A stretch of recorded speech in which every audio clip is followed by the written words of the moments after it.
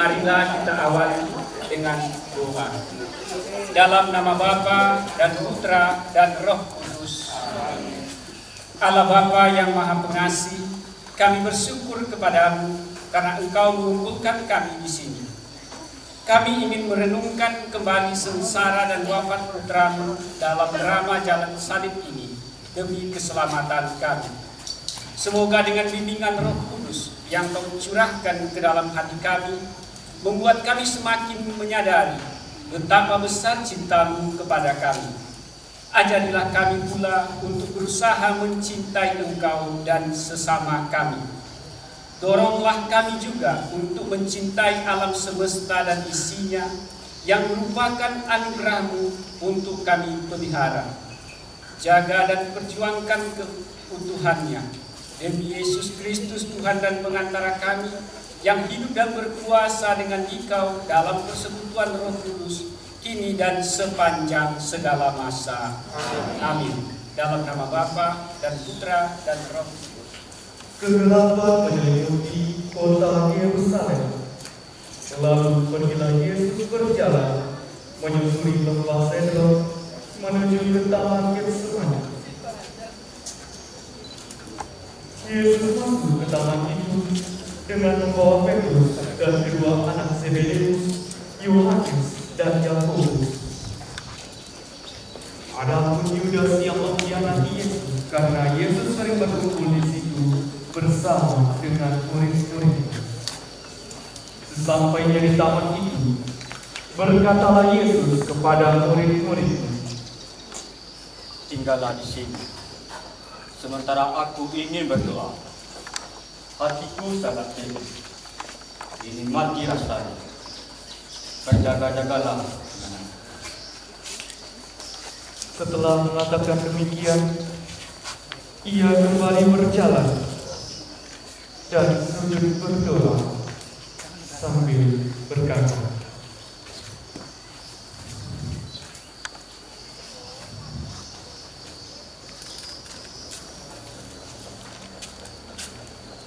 "Ya Bapa, jikalau Engkau berkenan, jauhkanlah cawan ini daripada Engkau. Janganlah kehendakku, kehendakmu dan." Setelah itu, ia kembali kepada murid-muridnya itu, dan didapatinya mereka sedang tidur. Lalu ia berkata kepada Petrus,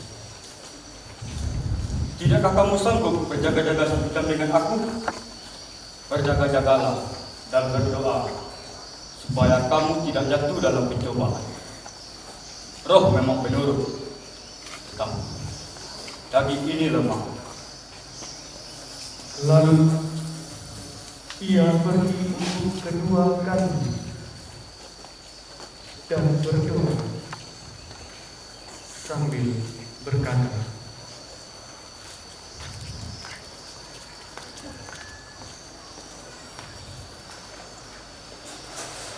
"Ya Bapa-Ku, jikalau Engkau berkenan,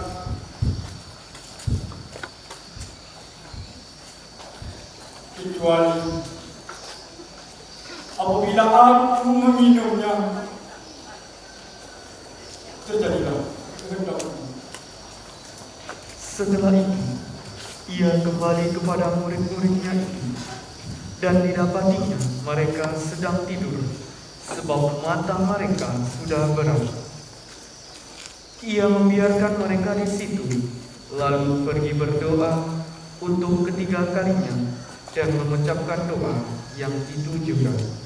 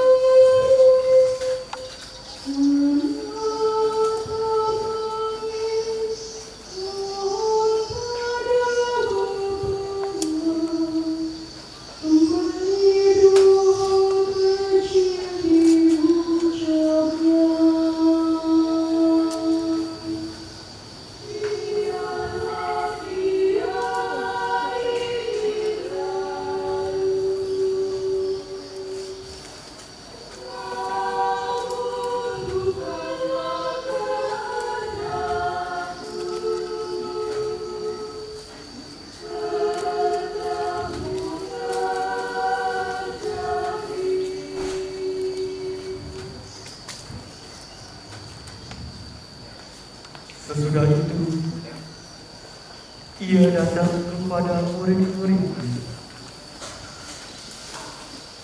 dan berkata kepada mereka, Lihatlah, saatnya sudah tiba bahwa anak manusia yang diserahkan ke tangan orang-orang berdosa. Bangunlah, mari kita pergi. Dia yang menyerahkan aku sudah tiba. tak lama kemudian datanglah serombongan orang yang membawa pedang bersama dengan imam-imam kepala, ahli-ahli Taurat dan tua-tua, serta Yudas, salah seorang dari 12 murid itu yang menyerahkan Yesus, telah memberitahukan tanda kepada mereka. Orang yang akan kucium, itulah dia, tangkaplah dia dan bawalah dia dengan selamat. Siapakah yang kalian cari? Yesus dari Nazaret. Akulah.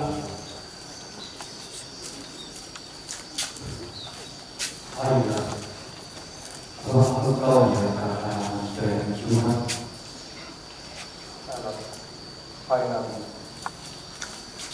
Kau pengkhianat.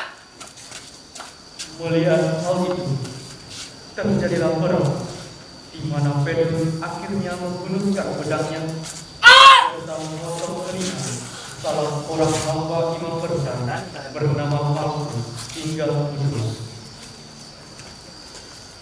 Petrus, salurkan pedangmu.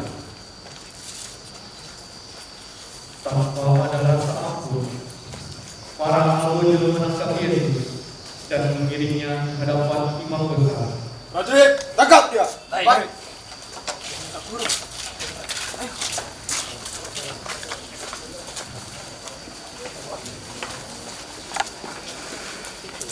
Pak, jalan. Ya. Pak.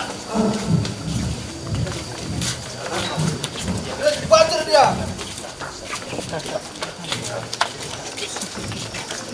Jalan.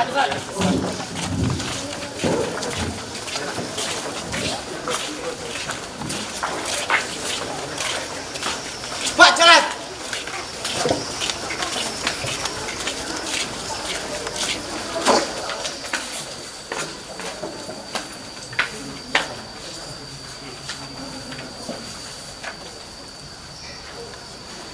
Di situ tampaklah Pilatus sedang duduk termenung dan Claudia menghampirinya.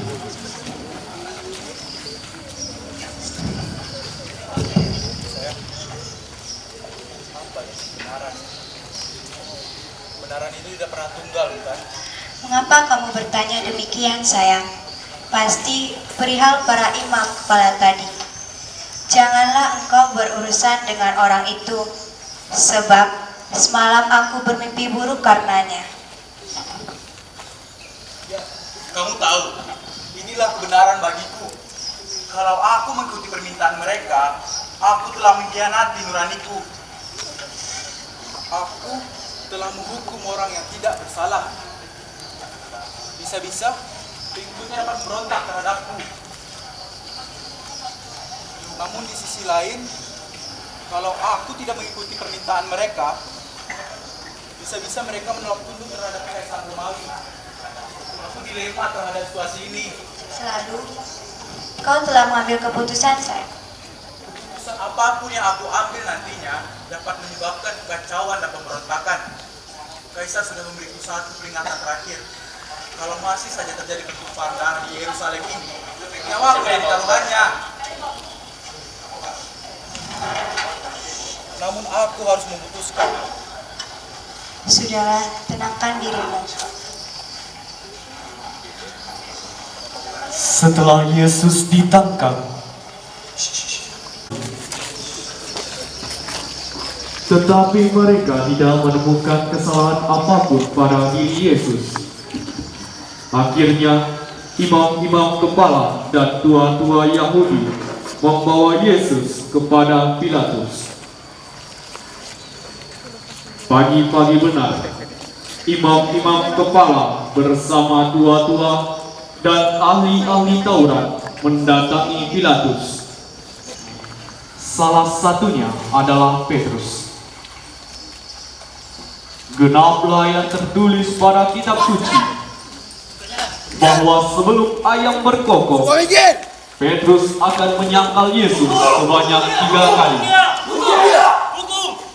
Mengingat akan apa yang pernah dikatakan Yesus. Gubernur Pilatus, kami membawa orang ini untuk diadili. Apa tuduhan kalian atas orang itu? Jika dia tidak bersalah, mana mungkin kami menyerahkannya? Ia mengakui dirinya raja orang Yahudi. Ia menghujat Allah. Hukum dia! Ya, hukum dia! Baik, saya akan bertanya. Apa benar kamu raja bangsa Yahudi? Apakah yang Tuhan katakan itu menurut hati Tuhan sendiri? Apa aku seorang Yahudi? Bangsamu sendiri telah bawa tahu kepadaku. Kerajaanku bukan di dunia ini. Jika benar, pasti hamba-hambaku telah membela aku. Jadi benar engkau raja? Tuhan sendiri yang mengatakannya.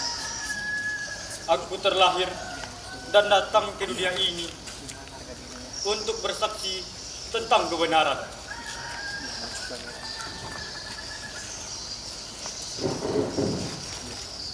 Aku tidak menemukan kesalahan sedikit pun dari orang ini. Jadi apa tuduhan kalian atasnya? Kami tidak memiliki raja selain Kaisar. Hukum dia! Salibkan dia! Raja kami adalah Kaisar. Salibkan dia. Jika engkau tidak menghukumnya, engkau bukanlah sahabat Kaisar. Dari manakah asalmu? Tidakkah kamu tahu aku punya kuasa atas dirimu? Tuhan tidak mempunyai kuasa atas diriku. Sekali lagi saya tekankan, saya tidak menemukan kesalahan atas orang ini yang sepadan dengan hukuman mati. Tapi ada kebiasaan kita di setiap hari Paskah, saya akan membebaskan satu orang penjahat. Apakah dia akan dibebaskan? Jangan dia! Bebaskan Barabas! Bebaskan Barabas! Tidakkah kalian tahu kesalahan orang itu? Prajurit, bawa Barabas kemari. Baik, Yang Mulia.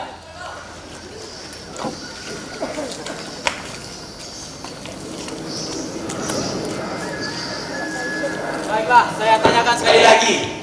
Siapakah yang hendak dibebaskan? Yesus raja bangsa Yahudi atau Barabas? Bebaskan Barabas! Bebaskan Barabas! Apakah kalian yakin saya akan bebaskan Barabas? Ya, bebaskan Barabas! Saya tanyakan, saya akan membebaskan Yesus atau Barabas? Barabas! Bebaskan Barabas! Baiklah, prajurit, lepaskan Barabas. Baik, Yang Mulia.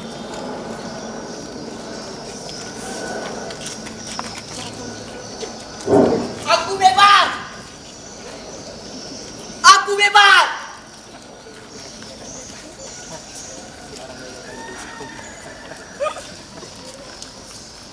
Baiklah, saya serahkan dia untuk disalibkan. Namun, saya tidak punya tanggung jawab atas orang ini. Kami memiliki hukum, dan menurut hukum itu, ia harus mati. Biarlah darahnya ditangguhkan atas kami dan juga anak-anak kami. Prajurit, hukum dia. Bagaikan penjahat yang keji, Yesus disiksa oleh para algojo karena takut kehilangan simpati rakyat dan demi kepentingan pribadinya. Maka Pilatus menjatuhkan hukuman mati yang tidak adil. Yesus dengan sabar serta rela menerima hukuman itu semua. Cukup. Bawa dia kemari. Bangun! Lihatlah, inilah rajamu. Kami tidak memiliki raja selain Kaisar! Salibkan dia! Hei, ayo, berikan dia juga serta mahkota di kepalanya. Baik.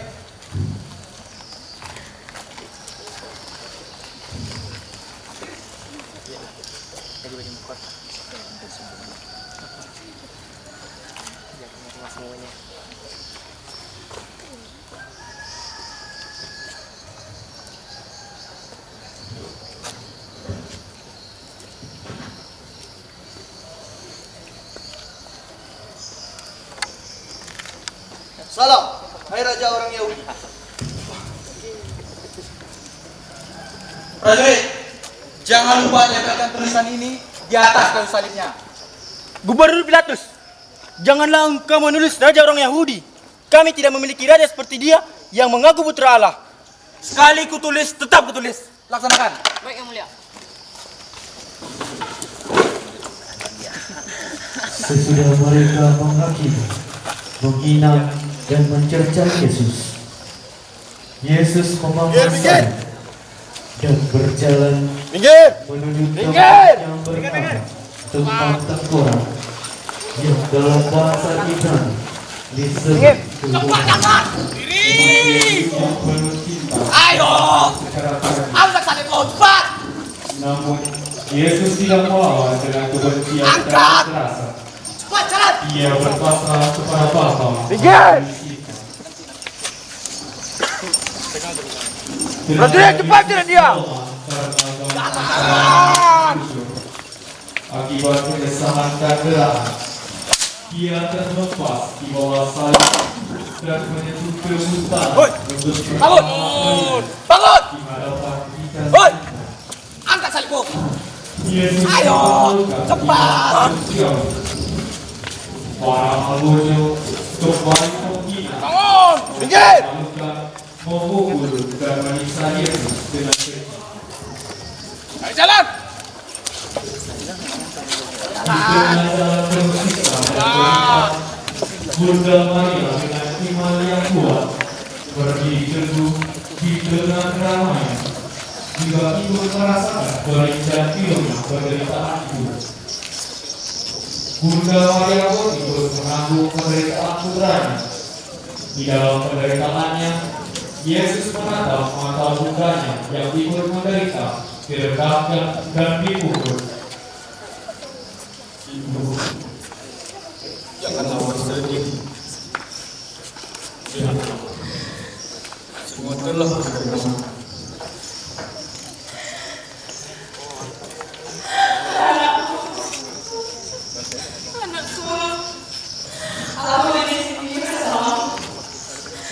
Sudah cukup, prajurit singkirkan dia. Maju. Minggir. Minggir.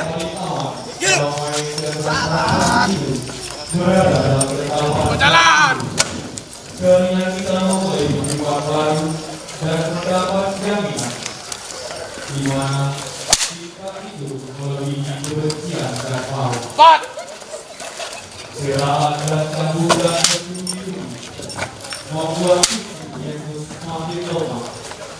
Langkahnya yang berkali-kali sedang perjalanan masih jauh. Maju. Para algojo memaksa seorang yang baru pulang dari ladang.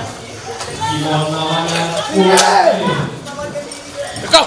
Meski khawatir, Cepat bantu dia. akhirnya Simon memikul salibnya yang berat. Cepat. Sementara Yesus berjalan sempoyongan di depannya. Sampai tiba. Kau terlihat sudah lelah. Kau masih bisa melakukannya.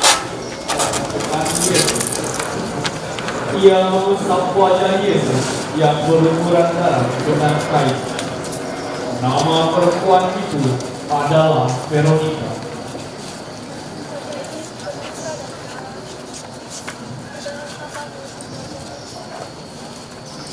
Sudah cukup, prajurit singkirkan dia. Sudah cukup. Minggir. Minggir. Jalan. Maju. Terlukis wajah Yesus, wajah derita yang menurutnya. Allah merindukan orang-orang yang berani melayani sesama yang menderita dan dikucilkan dari kehidupan.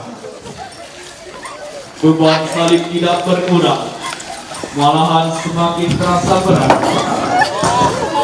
Bantuan Simon dari Kirene Siapa suka Paulus? tidak dapat menahan tubuh sang putra. Yesus kembali terjatuh di bawah salib yang berat. Namun, keyakinan akan kasih Bapa dan kesadaran berpusat sebagai hamba membuat Yesus bangun dari kejatuhan. Bertahan, itulah pilihannya dalam menerima kejatuhan dan terusannya untuk mencintai Bapa dan sesama. Di tengah jalan salib ini, Yesus bertemu dengan wanita-wanita yang menangisi perjuangan hidupnya. Yesus pun berhenti di depan mereka dan memandang wanita-wanita itu dengan penuh arti.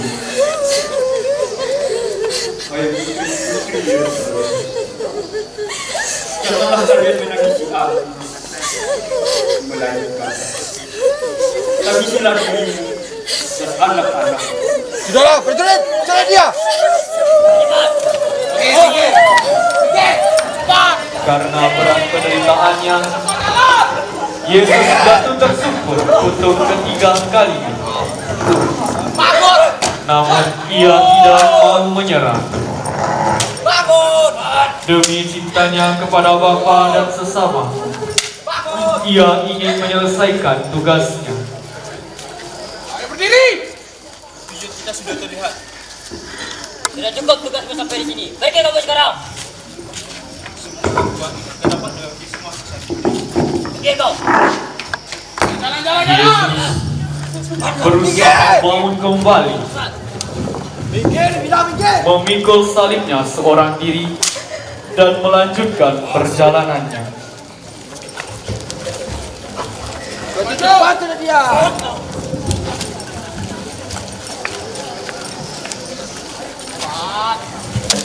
Cepat. Jalan.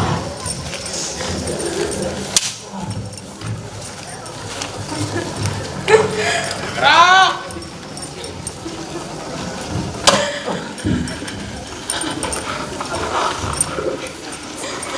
Sesampainya di Bukit Golgota, Yesus disiapkan untuk disalibkan.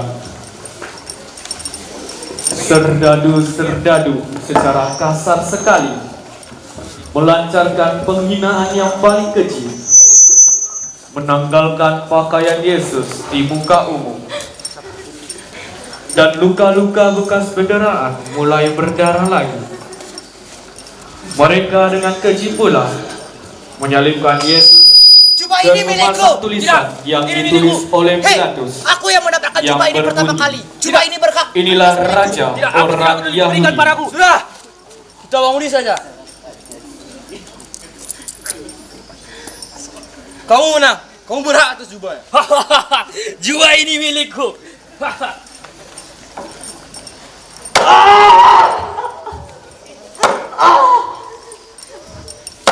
Tibalah saat yang paling ngeri.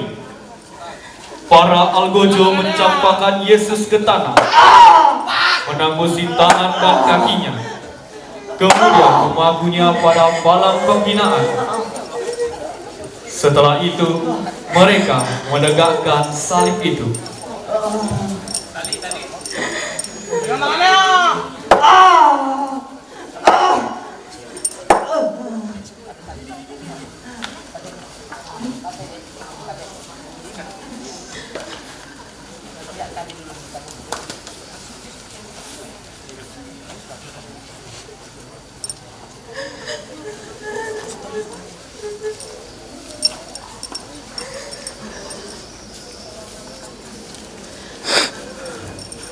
Pasang talinya.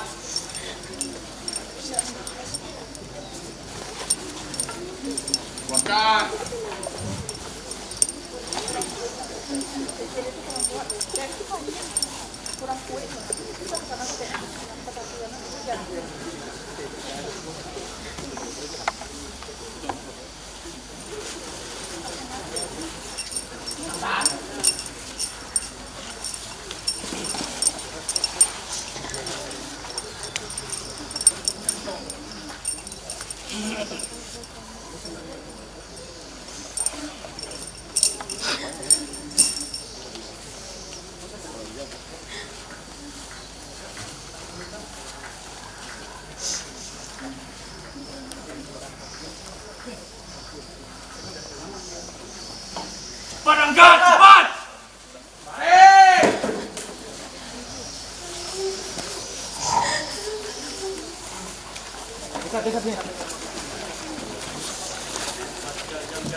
Itu buka.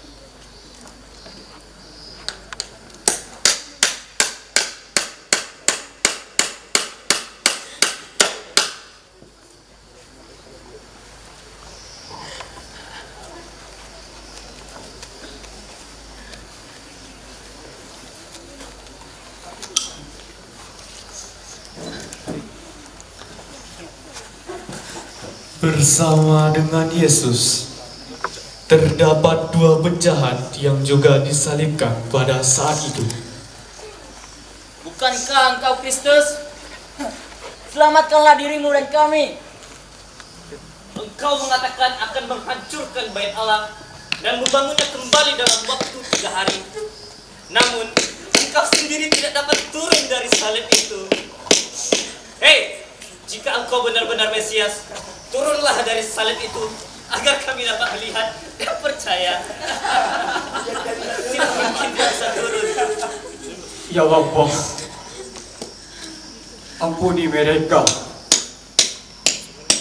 Sebab mereka tidak tahu apa yang mereka berbuat. Dengarlah, dia berdoa untukmu. Apakah kau tidak takut kepada Allah? Sebab engkau menerima hukuman yang sama. Kita sudah selayaknya dihukum dan menerima balasan yang setimpal.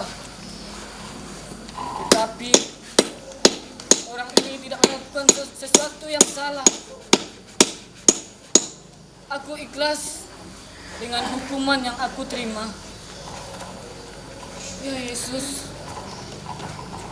ingatlah aku bila engkau datang sebagai Raja. Sesungguhnya hari ini juga engkau akan bersama-sama dengan aku di dalam Firdaus. Dari kayu salib, Yesus memandang orang-orang yang dikasihinya, yaitu ibunya Bunda Maria, saudara ibunya Maria istri Kleopas, Maria Magdalena, dan muridnya yang terkasih Yohanes. Dengan sisa-sisa nafasnya, Kristus memberikan pesan terakhirnya kepada ibu dan murid kesayangannya yang tengah bersimpu di bawah kayu salibnya. Ibu, inilah anakmu. Inilah ibu. Mendengar perkataan Yesus, Yohanes menerima Maria sebagai ibunya, dan begitu juga sebaliknya. Aku haus. Prajurit pun mengambil bunga karang yang ditusukkannya pada sebatang bulu, kemudian mencelupkannya ke wadah yang berisikan anggur asam, dan mengerahkannya di depan mulut Yesus.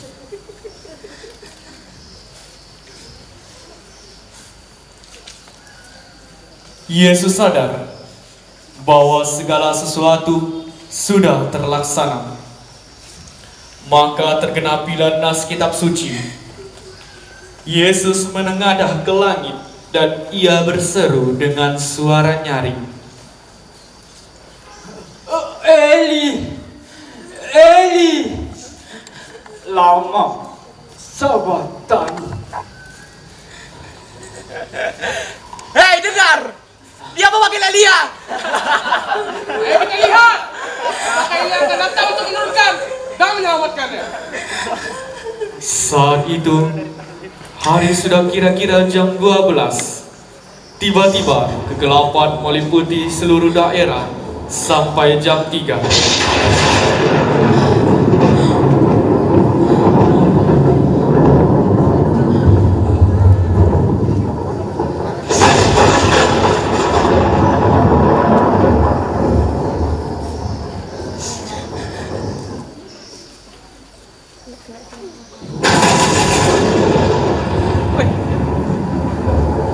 Potongan kakinya! Ayo! Cepat! Hei! Apa yang telah kau buat?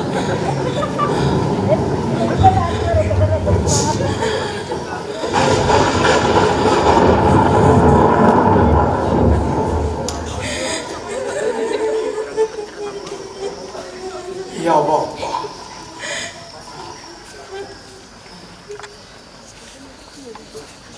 ke dalam tanganmu.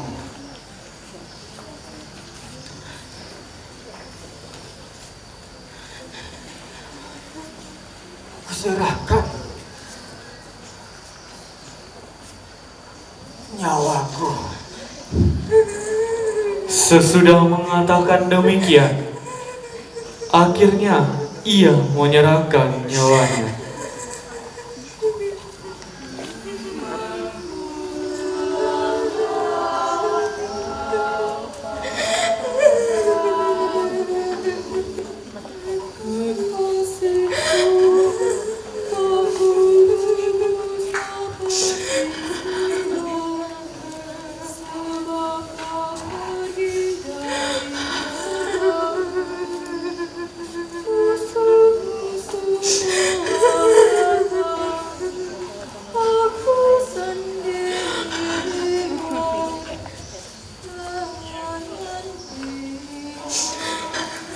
Prajurit dan orang-orang pun telah berlarian ketika merasakan adanya getaran gempa bumi. Hanya tersisa kepala prajurit di dekat salib Yesus. Ia memutuskan untuk menusuk lambung Yesus, dan seketika keluarlah darah dari air lambung. Yesus sudah mati. Kepala prajurit terus menatap Yesus yang tergantung di kayu salib. Sungguh benar, orang ini anak Allah. Di hadapan salib Yesus, telah hadir Maria ibunya, saudara ibunya, Maria istri Kleopas dan Maria Magdalena. Karena hari itu menjelang hari Paskah, maka Yusuf dari Arimatea meminta kepada kepala prajurit untuk menurunkan jenazah Yesus. Aku kasihan melihat Bunda Maria. Bisakah kau meminta kepada prajurit agar jenazah Yesus dapat diturunkan dan dimakamkan? Baiklah. Dapatkah aku meminta jenazah Yesus? Aku ingin memberikan pemakaman yang layak untuknya. Baiklah, kau boleh membawa jenazahnya. Yusuf dibantu oleh Yohanes, Petrus, dan teman-teman yang lain menurunkan jenazah Yesus. Jenazah Yesus diberikan ke pangkuan Bunda Maria. Dan saat menerima jenazah Yesus putranya, Bunda Maria tidak dapat membendung kesedihannya. Ia pun memeluk jenazah Yesus sekali lagi.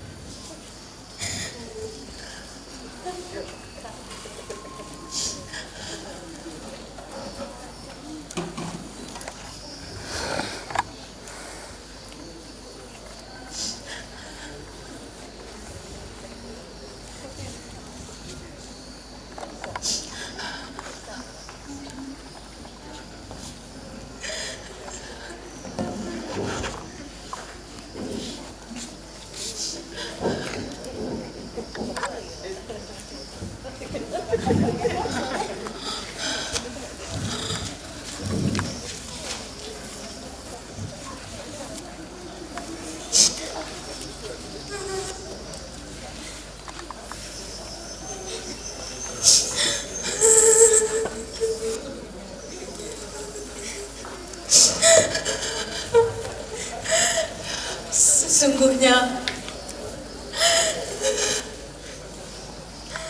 aku ini hamba Tuhan.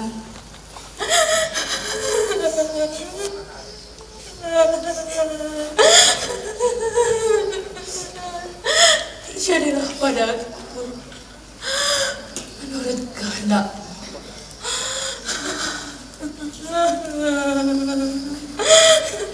Para murid mengambil jenazah Yesus, mengafani dengan kain lenan dan meminyikinya dengan rempah-rempah menurut adat orang Yahudi. Mereka menguburkan jenazah Yesus di dalam kubur baru yang belum pernah digunakan sama sekali.